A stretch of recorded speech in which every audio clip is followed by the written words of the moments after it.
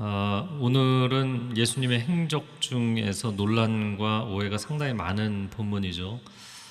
가나안 여인, 또 마가복음 7장에서는 이제 수로보니게 여인이라고 되어 있는데요. 이 여인의 딸을 주님이 치유해 주신 그 본문의 말씀을 함께 보고자 합니다. 또 이 말씀을 통하여서 우리 인생을 향한 주님의 마음이 어떠한지를 보기를 원합니다. 네, 오늘 제목이 좀 이상하다고 생각하시는 분들 많을 텐데요. 본문이 더 이상합니다. 선을 그으시는 예수님, 이런 소제목으로 먼저 시작하겠는데요. 자, 마태복음 14장에 세례 요한이 헤롯에게 죽임을 당합니다. 이제 정치 세력으로부터 예수님이 압박을 당하기 시작하셨어요. 그리고 15장이 시작하는 본문에서 바리새인들이 정결법 논쟁을 일으킵니다. 종교계의 압박도 거세지기 시작합니다. 예수님이 이런 상황에서 이제 한 발 물러서신 거예요. 그래서 오늘 본문의 21절을 보면 갈릴리에서 한 5-60km 떨어져 있는 두로와 시돈 지역으로 가셨어요.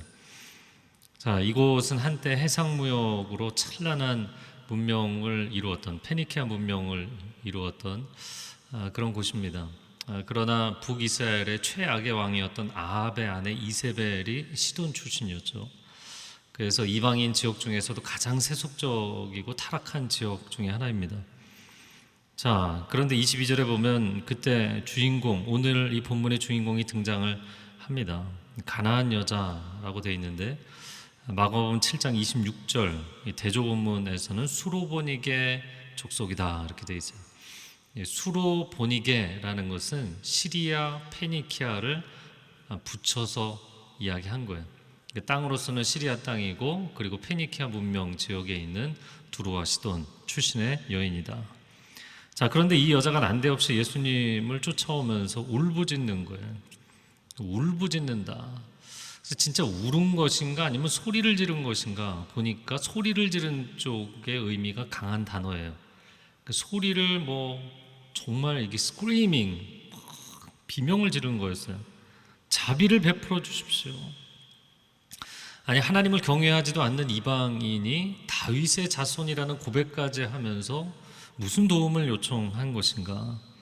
우리가 22절에 본 것처럼 자신의 딸이 귀신 들려서 너무 심각한 지경에 빠져 있었던 것이죠.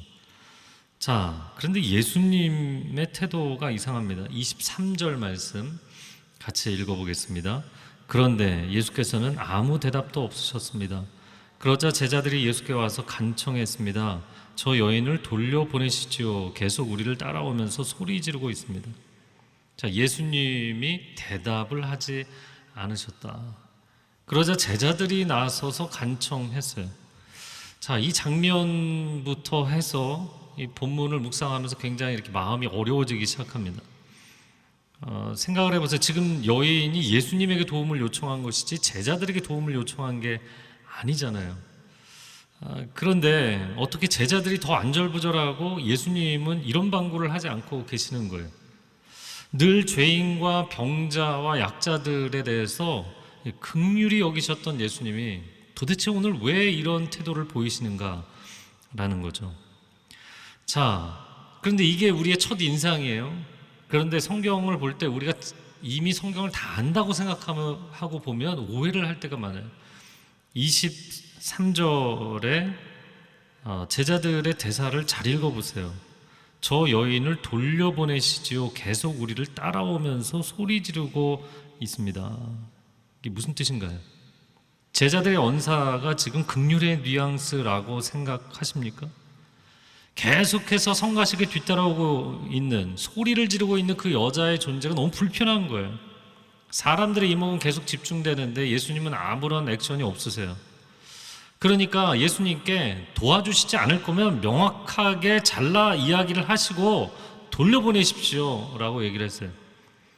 제자들이야말로 안타까운 것이 아니라 소란한 그 상황을 빨리 벗어나고 싶은 이기적인 마음을 가지고 있었던 것이 아닌가. 아무 말이 없으신 주님께 빨리 선을 그으시라고. 그러니까 예수님이 선을 긋기도 전에 제자들이 먼저 선을 그으라고 재촉을 한 것이죠. 우리가 교회에서 신앙생활을 하다 보면 그럴 때가 있어요.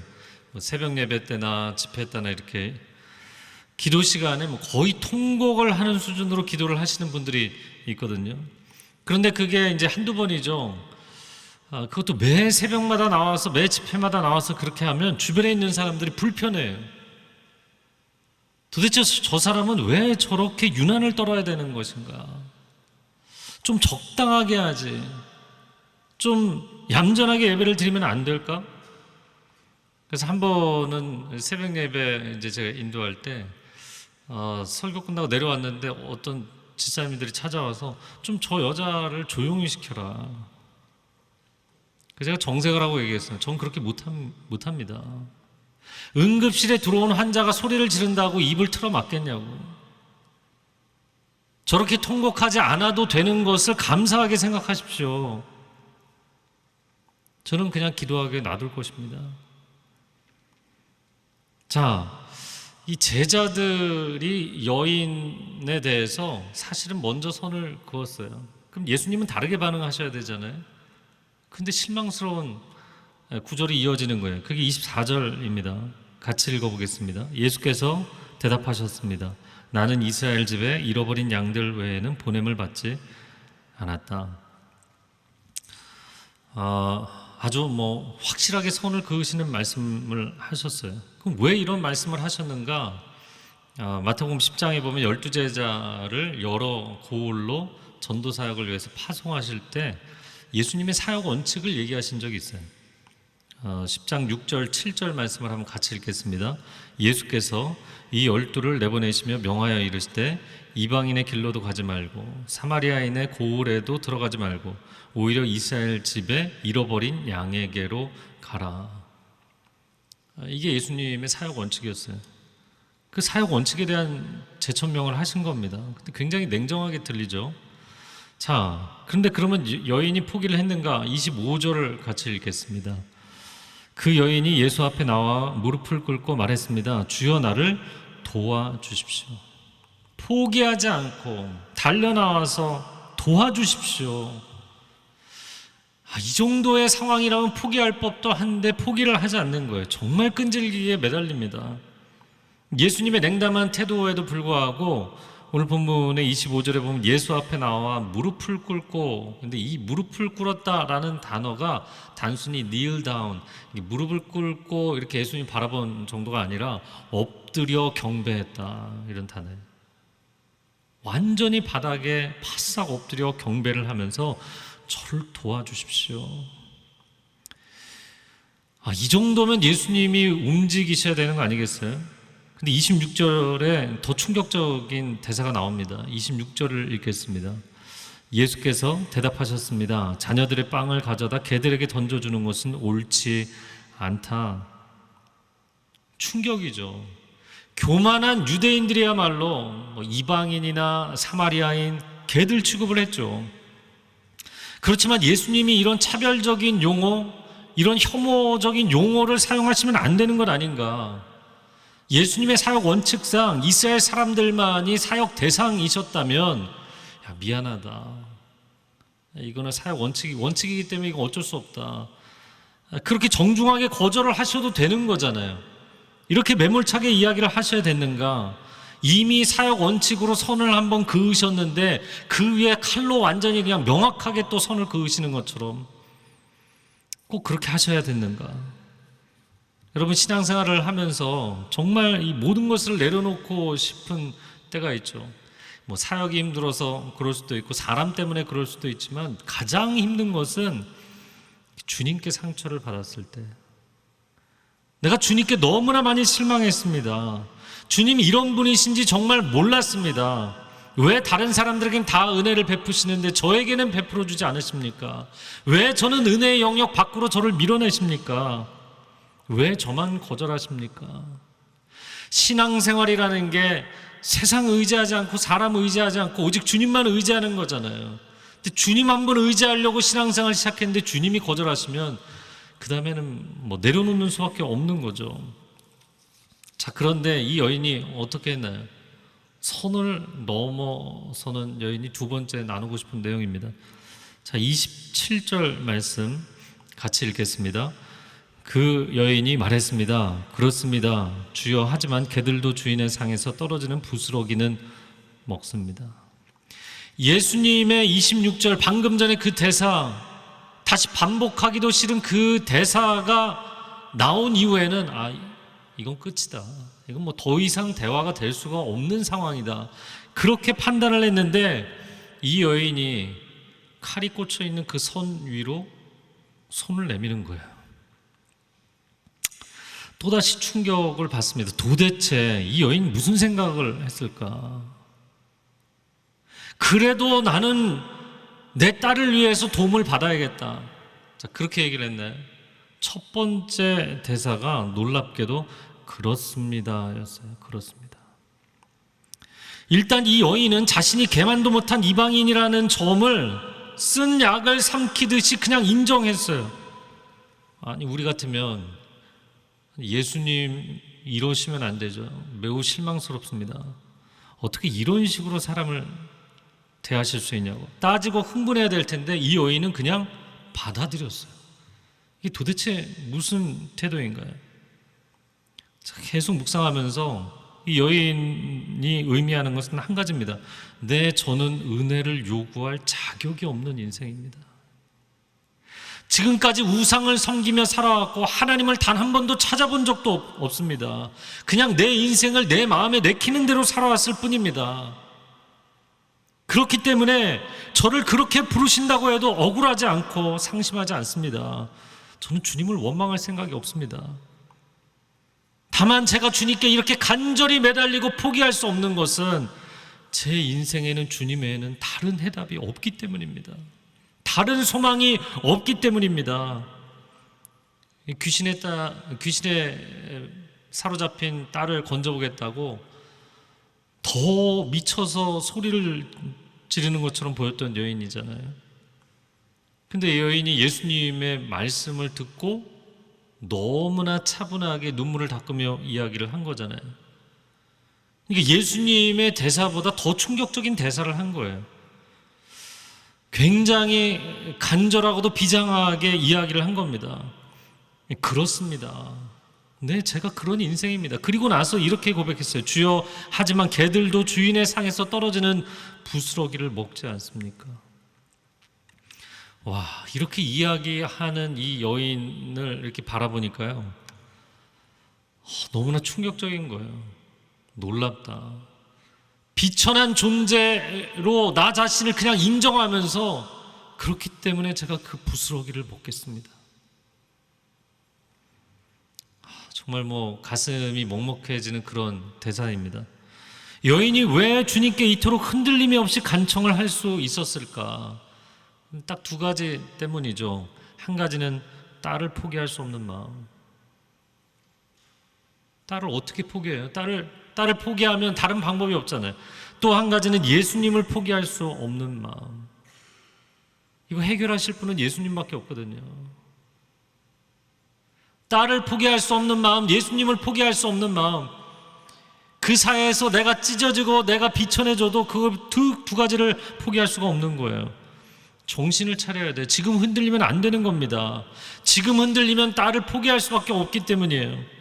거절감은 이런 순간에는 사치일 뿐이죠.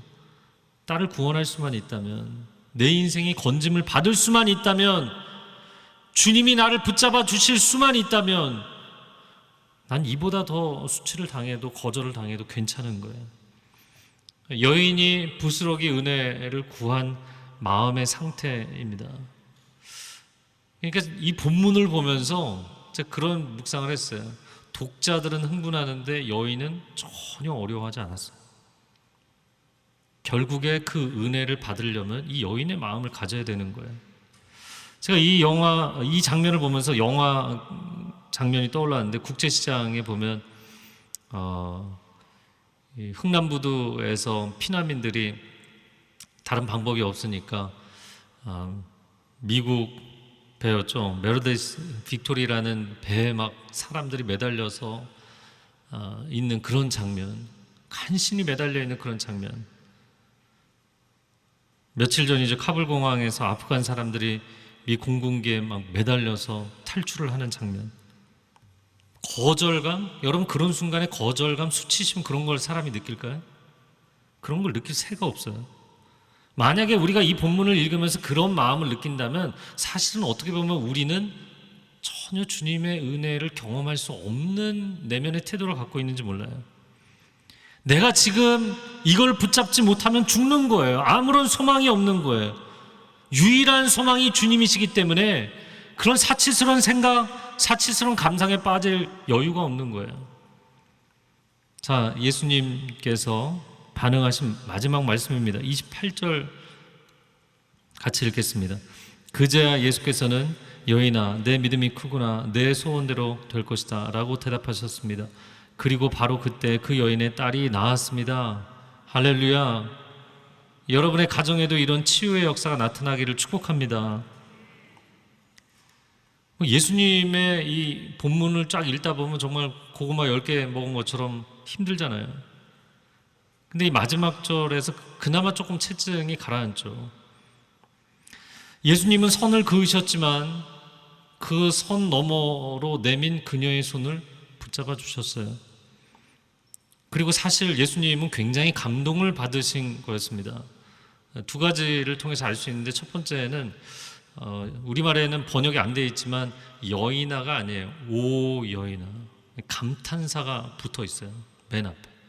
그리고 또 한 가지는 믿음이 크다고 칭찬해 주신 것은 백부장의 믿음을 칭찬해 주신 것, 다음에는 이 여인이 유일합니다. 놀라운 믿음, 넌 정말 대단한 믿음을 가지고 있다. 사람들이 상상할 수 없는, 사람들이 넘어서지 못하는 그 선을 넘는 믿음을 가지고 있다 라는 엄청난 칭찬을 해주셨어요. 그러면 우리는 이렇게 질문할 수 있죠. 도대체 주님은 왜 그렇게 선을 그으셨는가? 그리고 왜 뒷북을 치며 받아주실 거면서 그런 액션을 하셨는가? 참 난해한 본문이지만 우리가 바르게 이해할 수 있게 해주는 몇 가지 포인트들이 있습니다. 첫 번째, 예수님은 하나님이 주신 사명의 경계선을 지키고 계셨던 거예요. 이미 나눈 것처럼 주님은 공생의 기간 동안 유대인들을 대상으로 사역하셨어요. 그리고 예수님이 부활승천하신 이후에는 제자들이 바톤을 이어받아서 예루살렘과 온 유대와 사마리아와 땅끝까지 이르러 주님의 증인이 될 것입니다. 자, 그렇지만 인격적이신 주님이신데 꼭 그렇게 기계적으로 나누셔야 되겠습니까?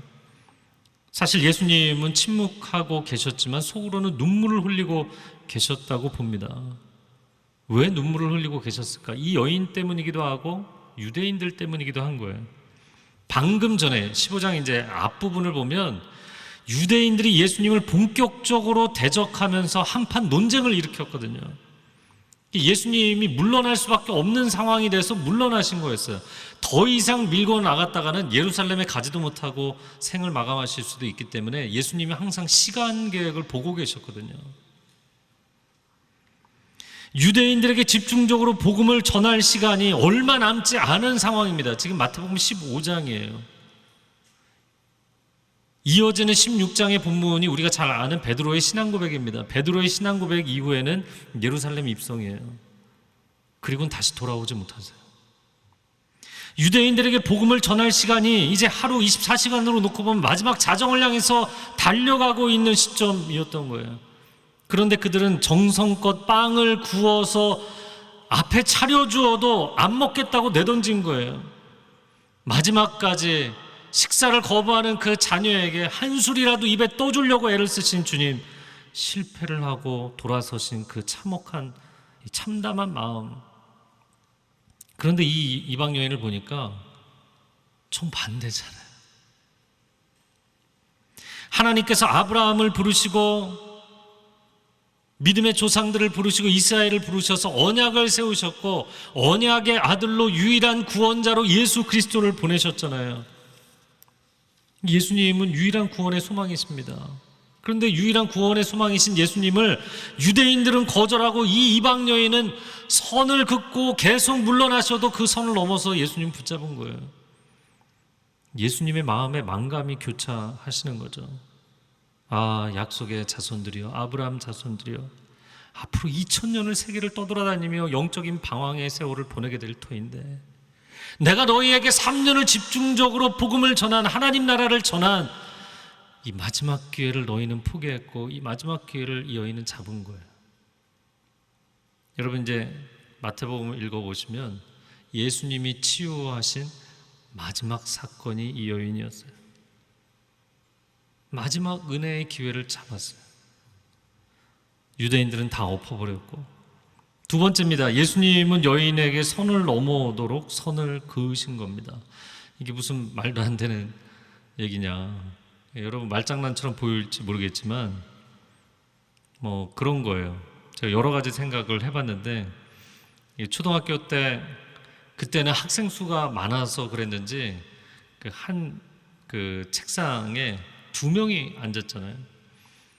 그러니까 이제 가운데 선을 긋는 거예요. 선 넘어오지 말라고.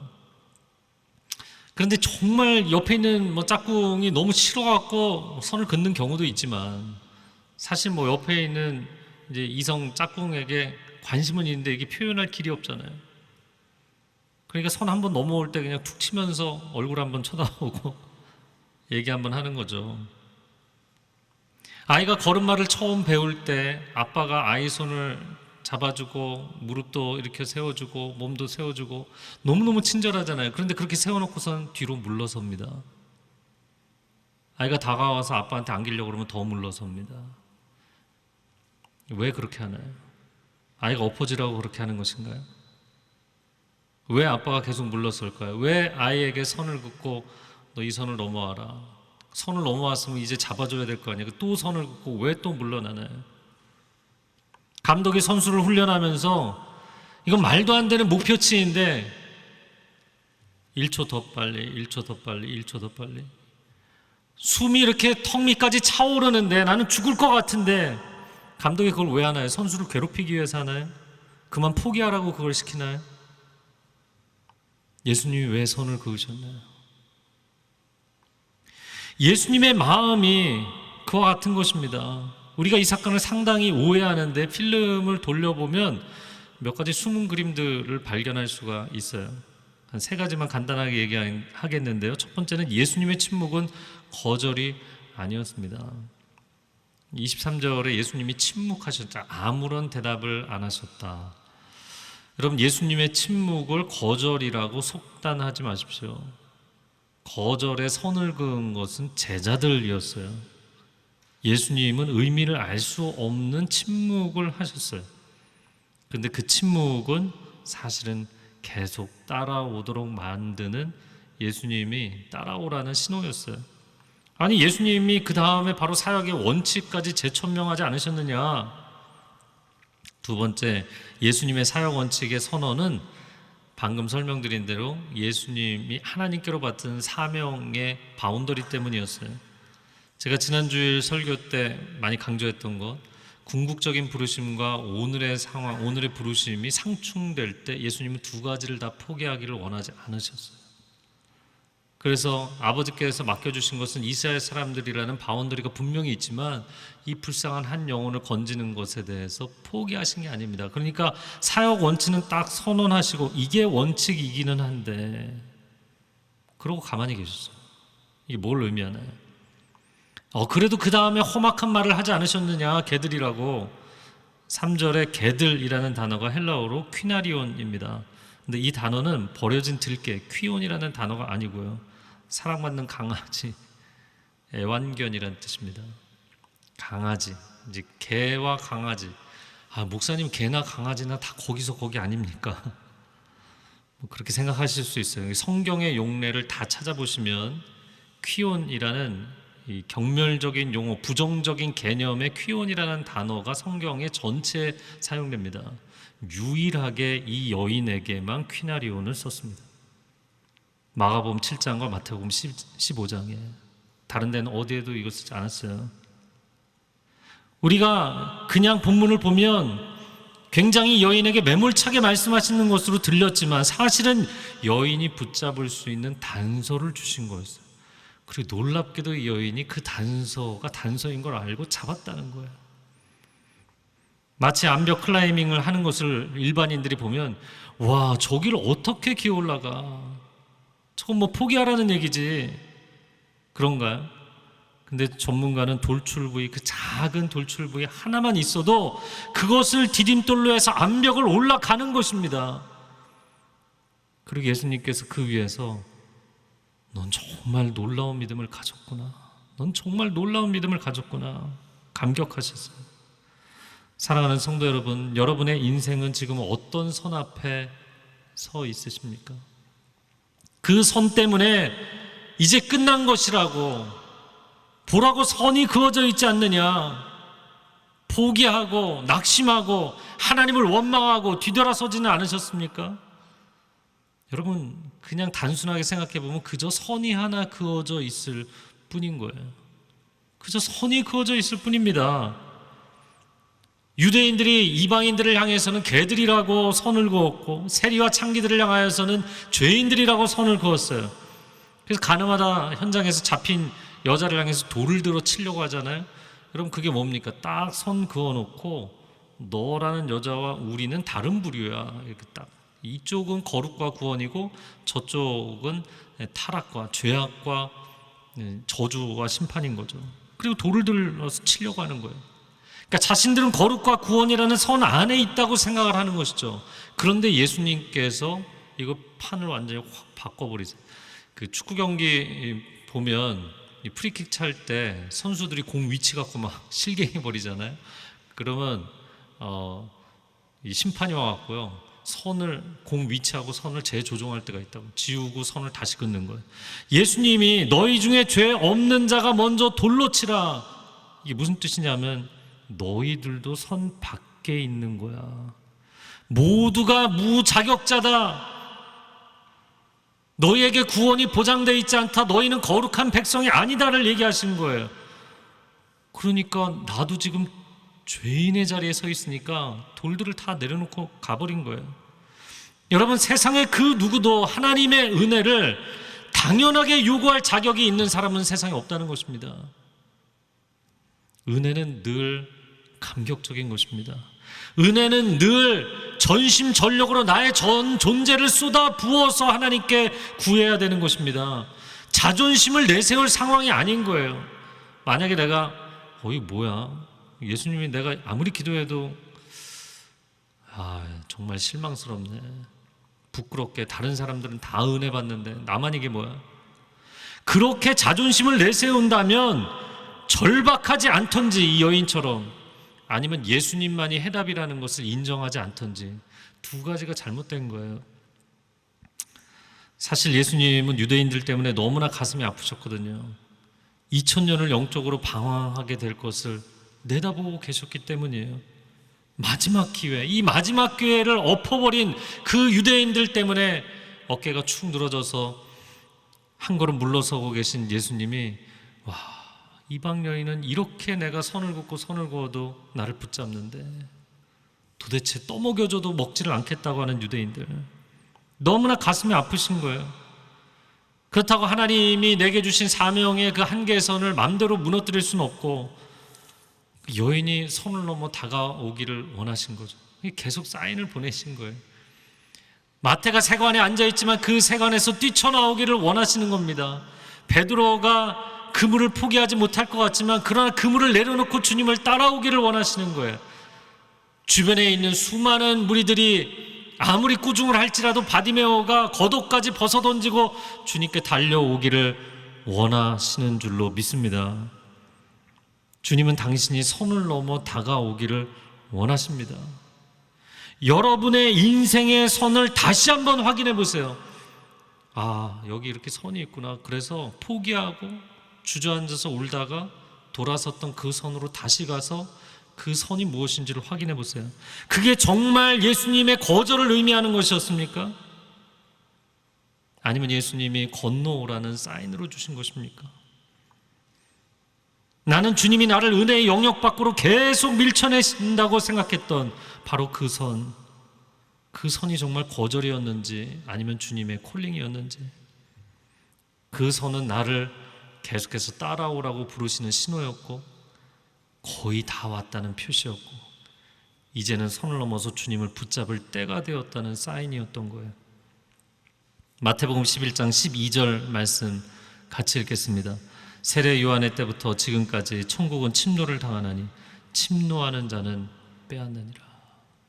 천국은 침노하는 자의 것이다. 여러분, 이 수로보니게 여인처럼 하나님의 은혜의 자리를 침노하시기 바랍니다. 아니, 인간이 무슨 힘으로 그 선을 넘겠는가?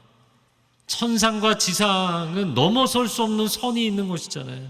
거룩하신 하나님과 죄악이 가득한 인간 사이에는 넘사벽, 넘을 수 없는 한계선이 있는 것이잖아요. 그런데 주님이 먼저 그 선을 넘어오셨잖아요.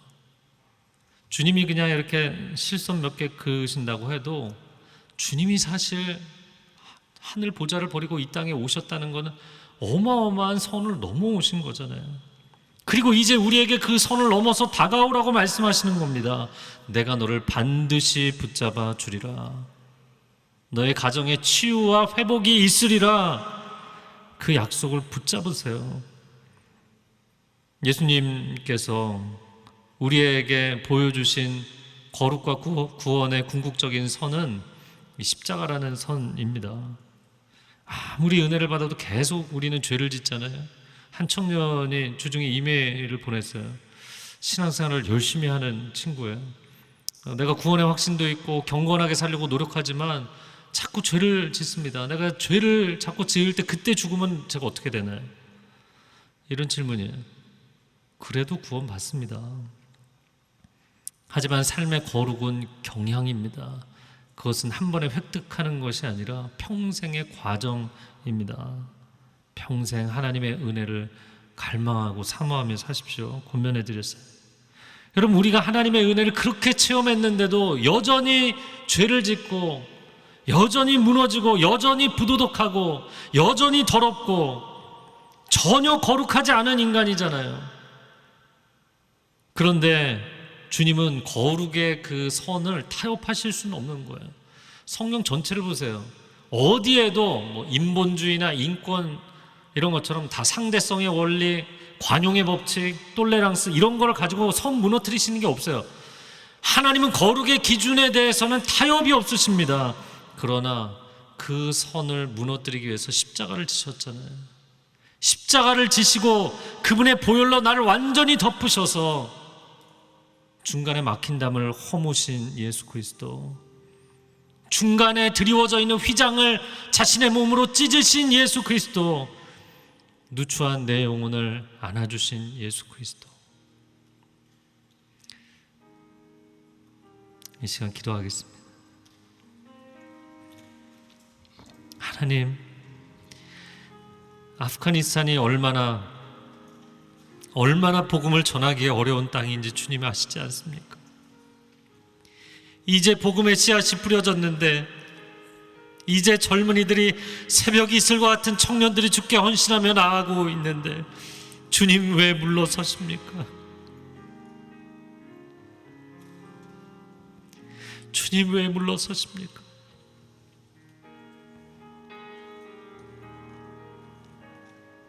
평상시 같으면 주님을 도저히 만날 수 없었던 여인입니다. 평생에 단 한 번 찾아오는 기회, 내가 주님 앞에 다가가는데 이렇게 부르짖는데 주님 왜 물러서십니까? 주님, 제가 주님께 다가가기를 원하는데 제 앞에 왜 자꾸 선을 그으십니까? 절망하고 낙심하고 주님께 상처를 받았다고 다른 사람들에게 다 응답해 주시고 다 은혜를 베푸시면서 내게는, 내 가정에는 응답하지 않으시는 주님께 나는 실망했습니다. 등을 돌리고 떠나는 사람들을 주께서 안타깝게 바라보십니다. 주님은 우리를 포기하지 아니하신 줄로 믿습니다. 주님은 아프가니스탄의 영혼들을 포기하지 아니하신 줄로 믿습니다. 주님은 사랑과 은혜와 긍휼로 이 땅을 덮으시는 줄로 믿습니다. 주의 은혜의 손을 붙잡게 하여 주시옵소서. 한 손은 우리 가슴에 얹고 한 손은 하늘을 향하여 들고 주여 삼창하며 기도하겠습니다. 주여, 주여, 주여. 오 주님, 오 주님, 오 주님. 우리가 주저앉아서 포기하고 절망하기를 원하지 아니하십니다. 일어서기를 원하시고 좌우로 흔들리지만 그 흔들리는 발걸음으로도 아버지 앞에 한 걸음 더 가까이 다가오기를 원하십니다. 선을 그으신 것은 선을 건너서 넘어오라고, 내 손을 붙잡으라고 말씀하시는 주님의 부르심입니다. 주님, 포기하지 않게 하여 주옵소서. 주님, 낙심하지 않게 하여 주옵소서. 하나님의 아들 딸들을 붙잡아 주시옵소서. 이 어두운 시대, 영적으로 어두운 시대, 하나님의 아들 딸들을 붙잡아 주시옵소서. 아프가니스탄을 긍휼히 여겨 주옵소서. 그 땅을 포기하지 아니하신 하나님, 하나님 그들을 사랑하시는 줄로 믿습니다. 그들을 긍휼히 여기시는 줄로 믿습니다. 그들을 구원하기를 원하시는 줄로 믿습니다. 놀라운 성령의 바람이 불게 하여 주옵소서. 성령의 역사가 일어나게 하여 주시옵소서. 주님, 새 일을 행하여 주시옵소서. 하나님, 온 땅을 두루 감찰하시며 믿음이 있는 자가 있는가, 주께서 세상을 둘러보실 것이라 말씀하셨습니다. 그렇게 온 세상을 둘러보다가 다윗이라는 소년 하나를 찾으셨고, 에스더라는 소녀 하나를 찾으셨고, 하나님은 이 시대에도 선을 넘어서 주님께 달려올 수 있는 한 사람을 찾으십니다. 그 정도 상황이면 포기할 수밖에 없는데도 끝까지 포기할 수 없이 주님만이 나의 참 소망이시여, 주님만이 나의 인생의 해답이시라고, 나는 다른 것을 찾을 생각이 없다고, 주님이 나를 거리를 두시고 나를 거절하시는 것 같아도 나는 다른 곳으로 갈 수 없다고, 생명의 말씀이 오직 주께 있사오니 나는 주님만을 붙잡겠습니다. 천국을 침노하는 인생을 살겠습니다. 주님 온전히 붙잡는 하나님의 아들 딸들 외면하지 아니하실 줄로 믿습니다. 그 인생을 건지시고 그 가정을 구원하실 줄로 믿습니다. 귀신 들린 영혼들을 영적으로 자유케 하실 줄로 믿습니다. 어둠의 권세를 무너뜨리실 줄로 믿습니다. 아프가니스탄에 놀라운 구원을 허락하실 줄로 믿습니다. 감사를 드리며 예수 그리스도의 이름으로 기도합니다.